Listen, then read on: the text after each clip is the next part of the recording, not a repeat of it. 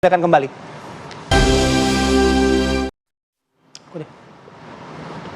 Ya, kita lanjut kembali perbincangan di Apa Kabar Indonesia Pagi. Langsung ke Mbak Monika. Mbak Monika, soal tadi ya, soal pertarungan pertarungan gagasan ya kita sepakat. Tapi ketika diksi soal perasaan ini dipilih, pasti ada pertimbangan kan? Kenapa itu harus disampaikan dan juga di depan banyak orang begitu?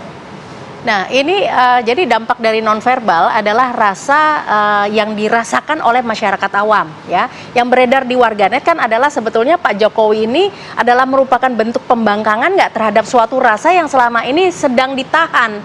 Dan akhirnya memang ketika kita menyaksikan kemarin, pemilihan kata-katanya pun juga sudah dengan pertandingan, pertarungan, nah seperti itu. Kemudian bahasa nonverbalnya juga menyatakan bahwa yang bersangkutan juga sedang bingung dengan kondisi yang sekarang ini sedang terjadi. Ya, karena kan kalau kita lihat dari segi diksi-diksi yang digunakan oleh Presiden Joko Widodo tidak seperti Pak Presiden menyampaikan biasanya gitu loh. Ya, betul. Jadi kapasitasnya biasanya lebih lepas. Lebih lepas. Nanti kalau ada kalimat tertentu, gitu ya. Jadi agak lebih menghindari juga diksi-diksi yang biasanya kontroversial gitu kan. Nggak lebih lepas ya, apalagi ini peristiwa ulang tahun ke-59, mestinya kan lebih santai. Saya setuju Bang, jadi kali ini tidak lepas, artinya kali ini juga tidak spontan dan ada 2 kali jeda.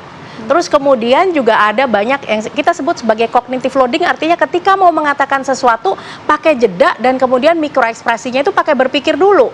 Ya kan, nah kalau orang yang spontan itu biasanya ya lepas-lepas aja gitu, tapi nggak ada jeda begitu ya, langsung aja gitu. Ini pakai jeda 2 kali bahkan gitu ya, dan diksi yang digunakan pertarungan, pertandingan dan sebagainya, dan yang lebih mengagetkan lagi adalah tadi pertarungan antar keluarga. Anak bangsa kemudian diikuti ya, makanya itu jangan bukan diputus. koma ya, masih koma maksud saya. Belum titik. Pertarungan antar keluarga, koma, itu dan berikat, sesama ya? anak bangsa. Tapi jedanya kenapa di situ ya, Mbak?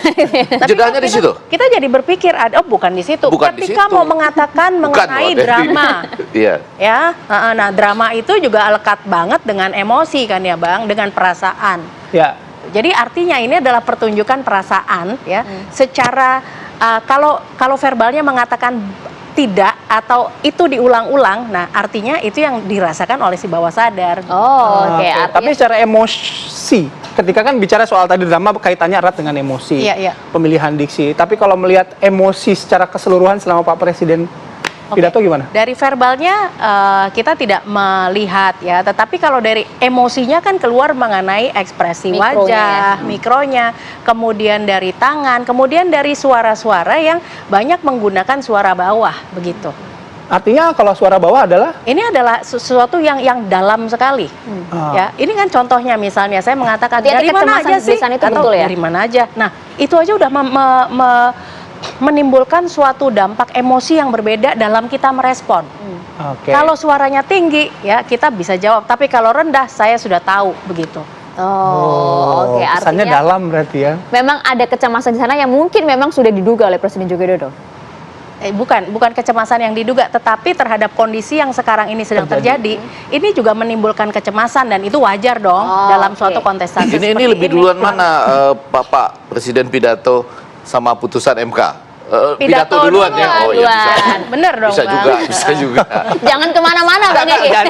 Bukan, tapi hasilnya kan bagus.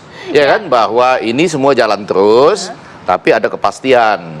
Ya, walaupun ada perbedaan antara hakim ya, tapi di ujungnya nanti memang tidak boleh memutuskan pada kasus-kasus yang dianggap akan melibatkan kepentingan gitulah. Oke Bang, balik lagi soal perasaan. Kalau misalnya tadi Anda udah menyebut PDIP begitu ya. Kemudian dengan apa yang terjadi saat ini, apakah perasaan apapun itu akan terbawa dalam kontestasi nanti nggak? Perasaan tetap akan satu tarikan nafas dengan pemikiran-pemikiran kita pastilah ya. Dan orang nggak bisa bilang, Anda pisahkan betul ya. Tapi pada bagian ini menurut saya lebih menarik nanti, dan Pak Jokowi benar, gagasannya dikedepankan. Kemudian kita menanggung bagian perasaannya, tetap akan ada. Tapi gagasannya yang dikedepankan. Misalnya apa?